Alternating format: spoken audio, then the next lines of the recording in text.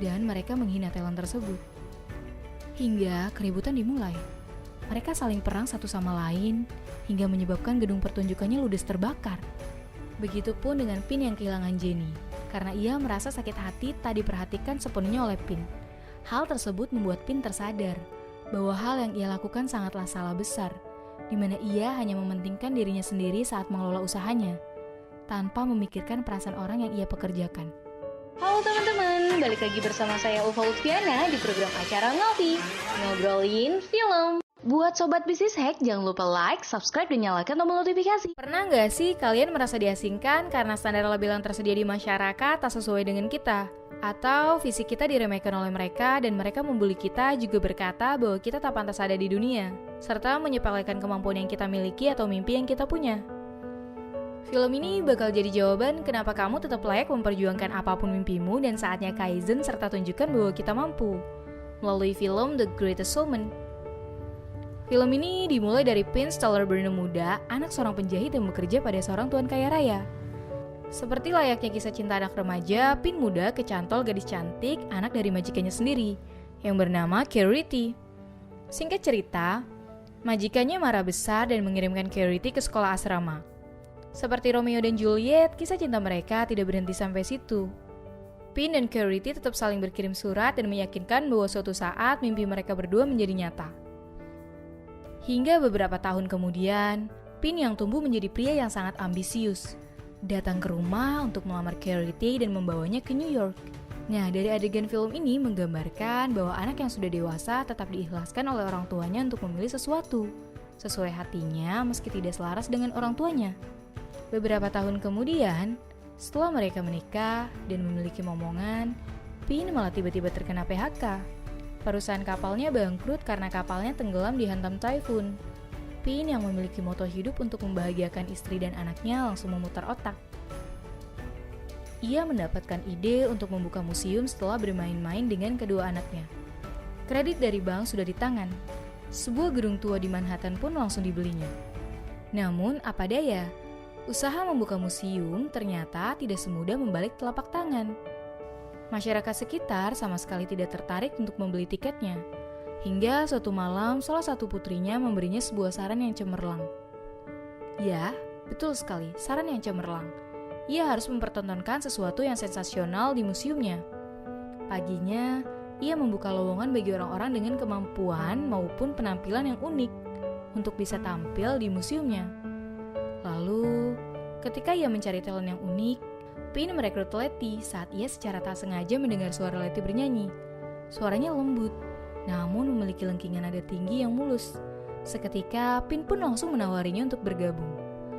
Letty awalnya ragu, karena ia menganggap dirinya aneh dan tidak pantas untuk bergabung di sirkus. Namun, Pin berhasil meyakinkannya.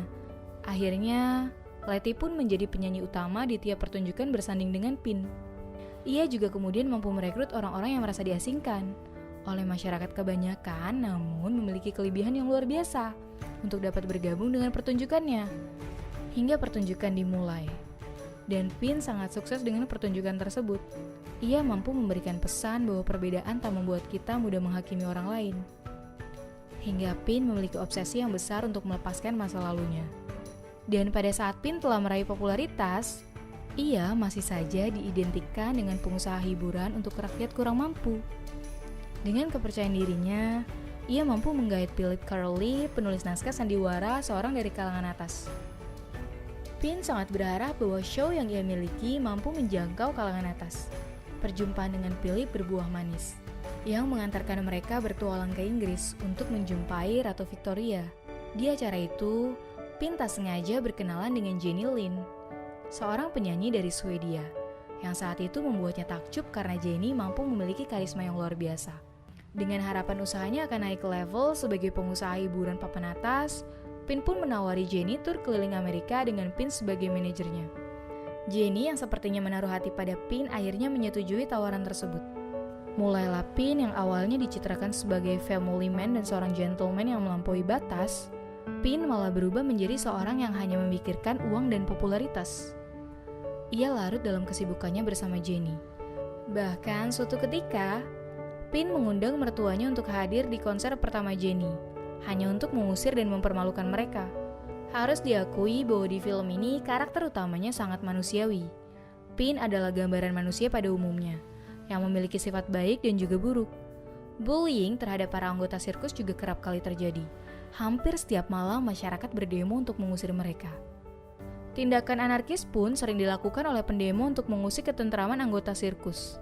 Lalu, pada saat pentas di dua tempat dimulai, Pin menemani Jenny, dan ia berniat untuk meminta izin agar meninggalkannya karena semua sudah beres. Dan Jenny sudah siap tampil. Namun, Jenny tak mau. Dia tidak mau ditinggal oleh Pin, yang menyebabkan Pin tak bisa membantu pertunjukan dari talent-talent uniknya. Dan pada malam itu, pertunjukan yang akan diadakan talent-talent unik Pin diserang oleh pembuli agar pertunjukan tersebut tak digelar. Dan mereka menghina talent tersebut. Hingga keributan dimulai. Mereka saling perang satu sama lain, hingga menyebabkan gedung pertunjukannya ludes terbakar. Begitupun dengan Pin yang kehilangan Jenny, karena ia merasa sakit hati tak diperhatikan sepenuhnya oleh Pin.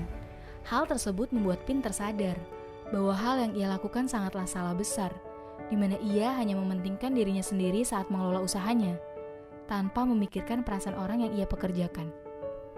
Tidak sampai di situ saja, rumah Pin juga disita oleh bank, karena Pin menjaminkan rumahnya pada saat ia memulai usaha pertunjukan tersebut.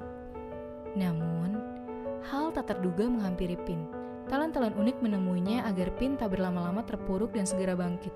Mereka juga menyemangati Pin agar dapat mendirikan usaha pertunjukannya lagi, karena hal tersebut membuat mereka memiliki wadah di mana semua orang mengasingkan dirinya. Pin justru membuat mereka merasa berharga dan dapat mengaplikasikan skill yang mereka miliki.